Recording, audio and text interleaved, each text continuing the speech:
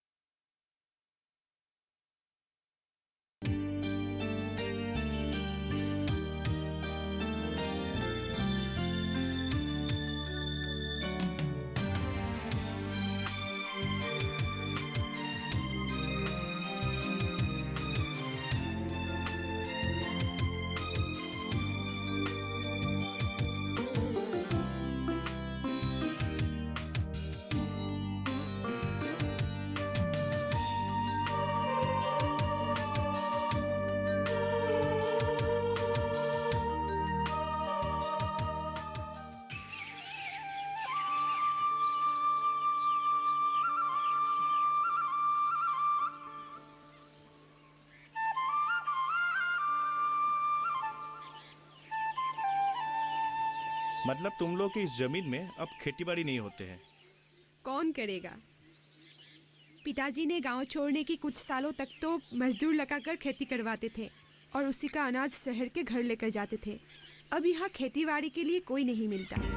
पढ़ाई के सिलसिले में गांव के जवान लड़के लड़कियां शहर चले गए। नौकरी की तलाश में भी लोग शहर चले गए। अब गांव में ठहरे बुजुर्ग लोग, वो लोग खेती कैसे करेंगे? इसलिए सारा खेत ऐसे ही पड़ा हुआ है। समझा। सबको शहर के मुंह खींचती है। वही तो, सब पढ़ाई के लिए, नौकरी के लिए गांव से शहर निकलने लगे और मैं सब कुछ छोड़ छाड़ कर शहर से गांव चली आई हूँ।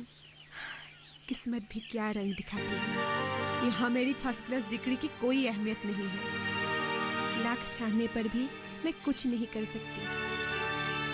मेरी आंखों के सामने मेरी जिंदगी तहस नहस हो रही है और मैं खुले आंख देखने के सिवा कुछ कर नहीं पा रही हूँ। चलो चलते हैं।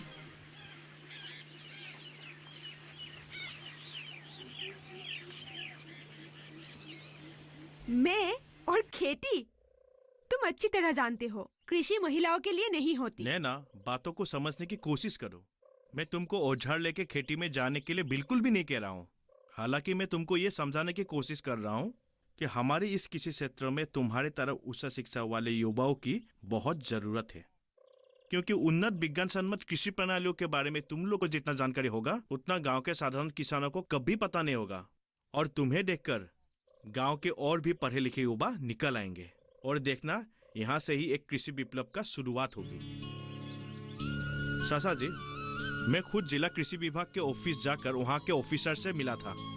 उन्होंने मुझे बहुत अच्छी तरीके से समझाया कि BGREI मतलब bringing green revolution of eastern India नामक केंद्र सरकार के योजना की तहत हमारे कृषि खंडों में बहुत सारे सुविधाएं प्रदान की गई है। तुम सिर्फ खेती के लिए जमीन और लोगों की जुगाड़ करो, बाकी कृषि के लिए जरूरत है जितने सारे औजार, केमिकल, दवाई, ये सब सरकार देंगे। और तो और उन्नत मानदंड वाले धान के बीज भी सरकार मुफ्त में दे रहे हैं। पता है चाचा जी, अब तो इतने उन्नत मानदंड वाले धान आने लगे हैं ना, 1 हेक्टेयर जमीन पर 70 क्विंटल तक अनाज उगता है। बाप रे, इतना ज्यादा!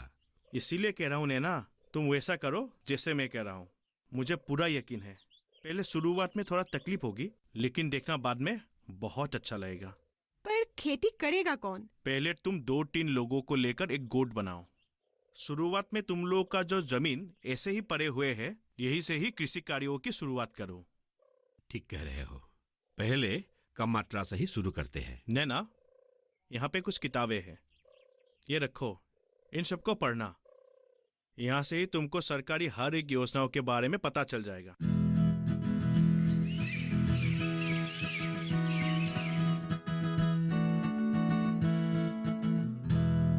सिर्फ BGREI ही नहीं, उसके अलावा नेशनल फूड सिक्योरिटी मिशन नामक और एक योजना है, जिसके जरिए हमें दाल और माह वाले अनाज के फसलों के लिए सरकार से मदद मिलेगी।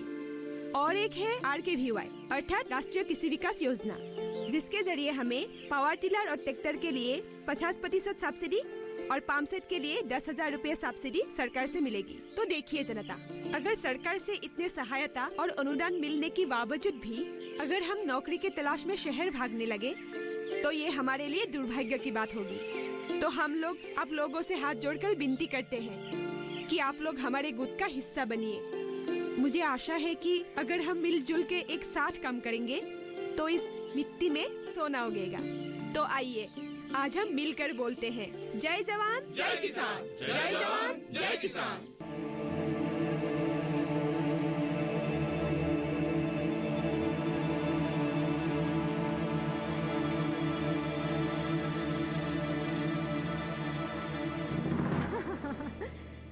अब क्या दोनों भाई ऐसे मुंह लटका कर बैठे रहोगे? अपने अपने बातें बताओ, किसे क्या कहना है कह दो।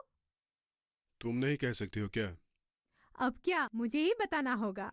ठीक है, मैं ही कह देती हूँ। देखो रूपक, तुम लोग के बीच कितने भी झगड़े क्यों ना हो, पर हो तुम लोग एक ही माँ के बेटे ना? असल बात पे आओ। असल बात? तो तुम्हें मेरी बात अच्छी नहीं लगी? ठीक है, तो फिर सुनो। तुम चाहते हो तुम्हारे हिस्से को बेचना और हम चाहते हैं हमारे हिस्से को बेचना, पर अरे बात को क्यों गोल गोल घुमा रहे हो? टू दी पॉइंट बात करो ना। देख, हमारा ये जो प्लॉट है ये 1.5 कट्ठे का है। उसे 2 हिस्सा करते हैं तो 15 हिस्सा करके होता है। मैंने 2-3 कस्टमर से बात भी किया था, लेकिन इस तरह से पार्ट करके कोई लेने के लिए तैयार ही नहीं है। अरे मेरा प्रॉब्लम भी वही है, 2-4 जन आके चले गए। पता नहीं ये बुद्धे ने क्या सोच के घर बनाया। मरने से पहले भी परेशान करना नहीं चाहिए। वो बात अलग है। देख, जल्द से जल्द पैसे तुझे भी चाहिए और मुझे भी चाहिए। यहाँ पे जितने भी कस्टमर हैं उन लोगों को घर और जमीन पार्ट करके नहीं चाहिए। तो मैं क्या सोच रहा था कि अगर हम ये घर और जमीन एक साथ बेचकर पैसे बांट ले तो कैसा रहेगा? मैं भी वही सोच रहा था, अगर कोई ऐसा भर्ती मिले तो बात कर लो। अब देख लिया, प्रॉब्लम सॉल्व। रुको रुको, अभी से इतना चहकने की कोई जरूरत नहीं है, पहले काम तो हो जाए। अरे हाँ, एक पार्टी है जो जमीन के लिए 50 लाख और घर के लिए 20 लाख देने के लिए तैयार है। नहीं, ये तो बहुत कम है। वही तो, मैं तो चाहता हूँ जमीन के लिए 80 लाख और घर के लिए कम से कम 40 लाख मिल जाए तो अच्छा है। हाँ, पर इतना भी शायद नहीं मिलेगा, थोड़ा ऊपर नीचे होगा। अच्छा तू ही बता, कितने में हम डील कर सकते हैं? जमीन का 70 लाख और घर का 30 लाख। मतलब 1 करोड़ पक्का? पक्का।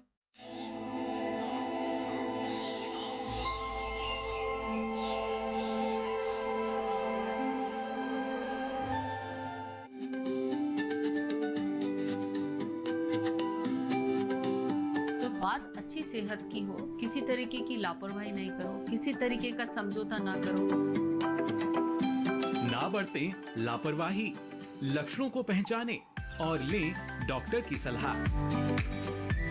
चाहे बीमारी दिल की हो, दांतों की हो या दिमाग की हो, खुद से इलाज ना करें, खुद से कोई भी दवाई ना खाएं, डॉक्टर के पास जाएं, अपनी जांच कराएं और अपना पूरा इलाज करवाएं और अपना ख्याल रखें। कार्यक्रम जो देगा सलाह भी मार्गदर्शन भी। मोबाइल उठाएं, नंबर मिलाएं 1800113060 या 1800113061।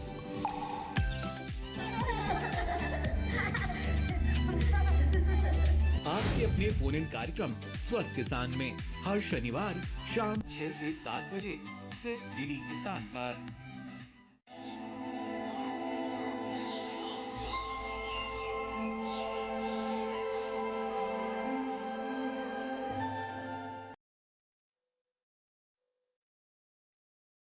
चाचा जी, अरे आलोक, आओ बैठो।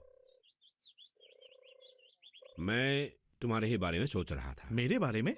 हाँ, बात क्या है पता है? क्या बात है? वो जो हमारे पड़ोस का गांव है ना, क्या नाम है, जलपरिया, सालबारी, रंगजूली, वहां से 10-12 लोग आए थे हमारी गोद की सदस्य बनने के लिए। वाह, ये तो बहुत अच्छी बात है। अब बात यह है कि पहले ही साल में हमें इतनी बड़ी जिम्मेवारी ले पाएंगे क्या? और नैना भी अकेली है। क्यों नहीं ले पाएंगे जिम्मेदारी चाचा जी? हम उन गांव के लोगों को अपने अंदर लेकर एक एक उपगुट खुलवा देते हैं। हम बीच बीच में जाकर देख लिया करेंगे और जब भी जरूरत होगा तो कृषि विभाग के किसी अफसर को ले जाकर दिखाएंगे और कोई भी जानकारी लेनी होगी तो उनसे ले पाएंगे। ठीक कहा तुमने। नैना नहीं है क्या चाचा जी? वो गांव वाले के साथ खेत पर गई है। अगर तुम भी जाना चाहते हो तो आगे जाके दाएं मोड़ लेना, तुम्हें मिल जाएगी। ठीक है चाचा जी, मैं वहां से होके आता हूँ। जाओ। सुनो आलोक, वो हमारे मतलब उन लोगों का कोई खबर है तुम्हारे पास? आप किसकी बात कर रहे चाचा जी? मैं दीपक और रूपक के बारे में बात कर रहा हूँ। कभी मिले हैं तुमसे? नहीं चाचा जी, आप लोगों के आने के बाद कभी भी किसी से मुलाकात नहीं हुई। आलोक बेटा, एक बात कहूँ, बुरा न मानना। बोलिए। कभी उधर भी होके आना। वो जो भी हो मेरे बेटे ही है ना। वो लोग बेवकूफ हो सकते हैं लेकिन हम तो नहीं ना। ठीक है चाचा जी, वो क्या बड़ी बात है। अगली इतवार को मैं वहां से होके आऊंगा। अभी चलता हूँ। ठीक है बेटा, जाओ। किसे चाहिए? दीपक जी। दीपक? दीपक रूपक कलिता फैमिली? हाँ हाँ हाँ, वो लोग तो घर बार बेच के चले गए। बेच दिया? हाँ, लगभग 1 महीना तो हो गया। कोई आता पता? नहीं, अभी तो उनके बारे में कुछ नहीं जानते हम। ठीक है। क्या क्या कहा तुमने आलोक? उसने घर जमीन सब बेच डाली? हे भगवान, हे भगवान, उन लोगों ने ये क्या कर डाला? नैना, नैना इधर आ। मेरे वो खून चूसने वाला दोनों का कुछ पता है तुम्हें? मैंने पूछा था लेकिन उनको भी पता नहीं है। पिताजी, आपने मुझे बुलाया? हाँ, सुनो, आलोक से सुन लो। तुम्हारे वो दोनों नालायक भाइयों ने मिलकर हमारे घर जमीन सब बेच डाली। क्या? पता है आलोक, बहुत मेहनत से बनाया था मैं इस घर को। इस घर का एक एक ईंट पत्थर में मेरा खून और पसीना का निशान है। नौकरी के पहले ही दिन से एक एक रुपए जोड़कर बहुत उम्मीद के साथ मैंने ये घर बनाया था। इसमें इतनी हैरानी की क्या बात है पिताजी? वैसे भी वो घर अभी आपका नहीं रहा, आपने तो उनके नाम कर दी। हाँ, दे दी थी, पर रहने के लिए दी थी, बेच कर खाने के लिए नहीं।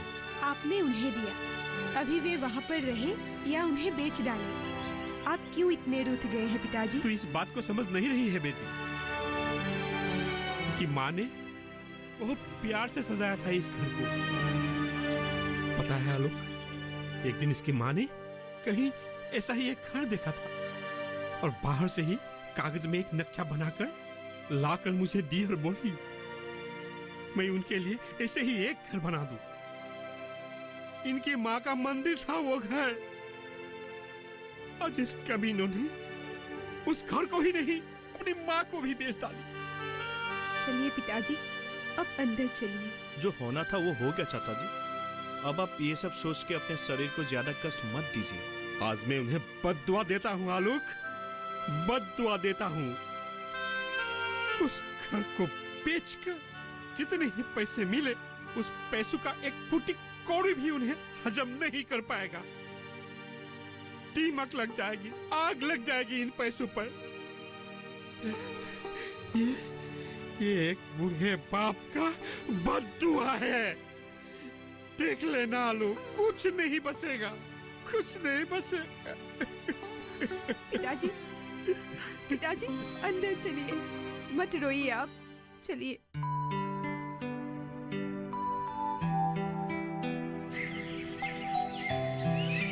अब बताओ, काम करके कैसा लग रहा है? सच में बहुत मजा आ रहा है। नौकरी से भी? उससे बहुत ऊपर। नौकरी जैसे रूटीन नहीं है यहाँ, काम करने की छूट है, लगाव है यहाँ। गांव के इन सीधी सारी लोगों की उत्साह देखकर मन में एक जीत पैदा हो गई है। अब तो करना ही है। आलोक, एक बात बोलूं तुमसे? बोलो। बुरा मत मानना, लेकिन जब तुमने पहले मुझे कृषियों के बारे में बोला था ना, तब मुझे बहुत गुस्सा आया था। सोचा था तुम्हें मेरे लिए और कोई काम नहीं मिला जो, पर आज सच में तुमने मेरे लिए सही काम चुना है। और साथ ही साथ तुम पीएचडी के लिए भी प्रिपरेशन करती रहो। पीएचडी? और मैं?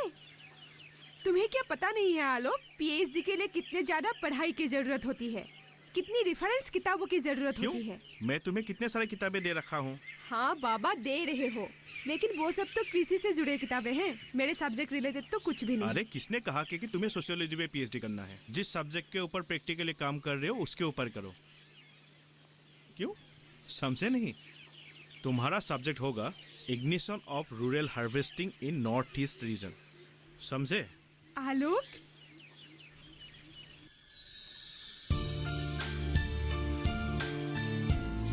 देखो नैना, तुम्हारे 1 साल के कड़ी मेहनत का नतीजा ये फसल। ये सिर्फ मेरा अकेले का मेहनत नहीं है आलोक, मुझे तो यकीन ही नहीं हो रहा है कि एक ही साल में हमें इतनी कामयाबी मिली।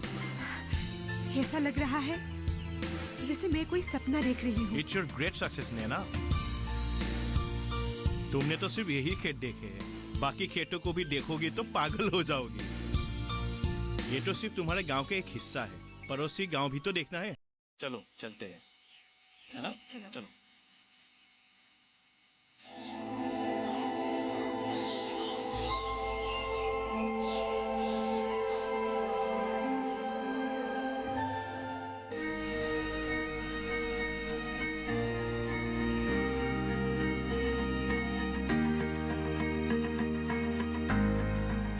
घर के बगिया में छिपा है सेहत का खजाना। टेरेस गार्डनिंग से बनेगा घर ब्यूटीफुल और हेल्दी। क्यों ना गार्डन में उगाएं अपने फल फूल और सब्जियां, जिससे सेहत भी बने और छत की बगिया भी खिली खिली रहे। देखिए छत पर बागवानी, शनिवार सुबह 9 बजे सिर्फ दूरदर्शन किसान पर।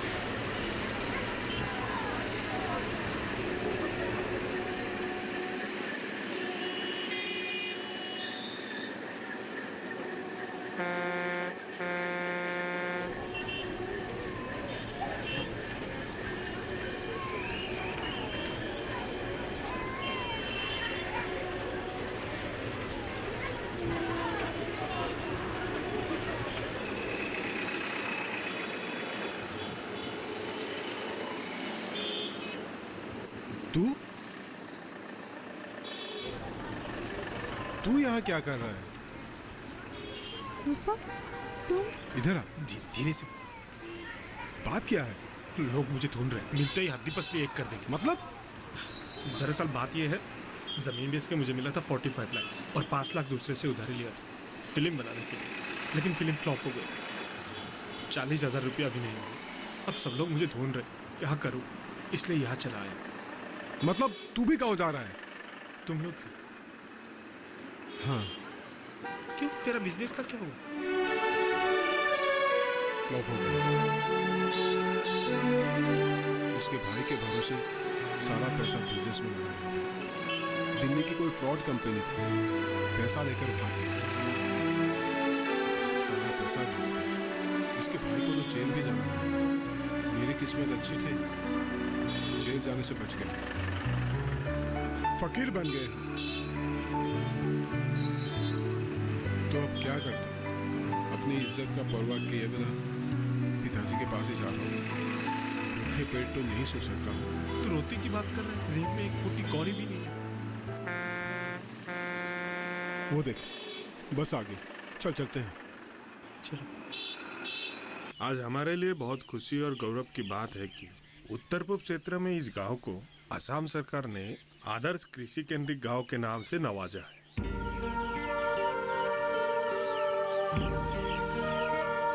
असम सरकार ने इस गांव को कृषि क्षेत्र में हर सुविधाएं उपलब्ध की है और इस काम के लिए, कृषि क्षेत्र की उन्नति के लिए इन कर्म क्षेत्रों में जो लोगों ने काम किया है, जिन लोगों ने सहयोग किया है, उनमें से एक नाम है नैना कलिता जी। जो डेवलपमेंट हुआ है उसके लिए इन्होंने बहुत कुछ किया है। और साथ में एक साथी है आलोक बरुआ। इन्होंने ही एग्रीकल्चर की स्कीमों के बारे में हमसे बातचीत करके यहाँ की कृषि क्षेत्रों की डेवलपमेंट की है। तो इसके लिए हम लोग बहुत आभारी हैं। रूपक, हमने आके गलती कर दिया। नहीं आके क्या करते, बिना खाए भूखे मर जाते हम। और हम लोग भारत सरकार से निवेदन करेंगे, ये जो कृषि केंद्रित गांव है उसको नेशनल लेवल पे स्वीकृति दे। क्या बात है, नैना ने कमाल कर दिया। मैं फिर से कहता हूँ, चले जाओ तुम दोनों। मैंने कहा ना, चले जाओ यहाँ से। तुम लोगों के मनहूस सकेले मुझे नहीं दिखना है। नहीं पिताजी, हमें माफ कर दीजिए, हमने बहुत सारी गलतियां की है। हाँ पिताजी, हमें माफ कर दीजिए। जितना चाहिए इतना गलिया दीजिए। अपनी गलती सुधारने का एक मौका दीजिए। छोड़ो मेरे पैर। चाचा जी, ये लोग अपने किए पर शर्मिंदा है, इन्हें माफ कर दीजिए। पर आस्तीन का सांप जहर ही उगलते हैं आलोक, और ये दोनों आस्तीन का ही सांप है। और सांप को कभी विश्वास नहीं करना चाहिए। नैना, तू ही पिताजी को समझा कि वो हमें माफ कर दे। मैं तेरे आगे हाथ जोड़ता हूँ। दीदी, आज के बाद तू जो कहेंगी वो कर, तुझे कभी भी परेशान नहीं करेंगे। पिताजी, आपसे माफी मांगने की लायक नहीं हूँ। अब जो भी चाहे वही सजा दीजिए, पर हमारे लिए ना सही, आपके आने वाले नाती के लिए तो माफ कर दीजिए। रहने को घर नहीं है, खाने को कुछ नहीं है। आने वाले इस मेहमान का क्या होगा? इस परिवार का चीरा कहाँ रहेगा पिताजी?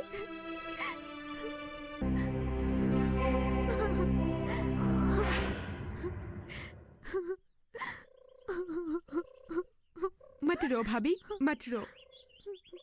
पिताजी, अब भैया को क्या सजा देंगे या रूपक के साथ क्या करेंगे वो अलग बात है, लेकिन भाभी की इस तरह रोना इस वक्त अच्छा नहीं है। चलो भाभी, अंदर चलो। चाचा जी, ये लोग अपने किए के वजह से बहुत शर्मिंदा है। आखिरी गलती समझकर माफ कर दीजिए। मेरे ये आखिरी बात तुम दोनों कान खोलकर सुन लो। याद रहे, इसके बाद अगर ऐसी गलती हुई तो नैना या आलोक कोई मुझे समझा नहीं पाएगा।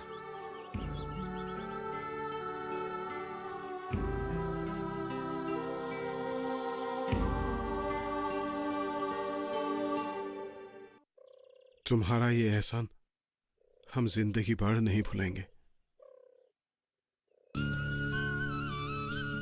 दीपक भैया, एक घर को घर बनाए रखना बहुत मुश्किल है, लेकिन इसको तोड़ना बहुत ही आसान है। अपने घर को घर बनाए रखें, बहुत खुशी मिलेगी। तुम सही कह रहे हो। भैया, तुम लोग अब अंदर चलो। चलो।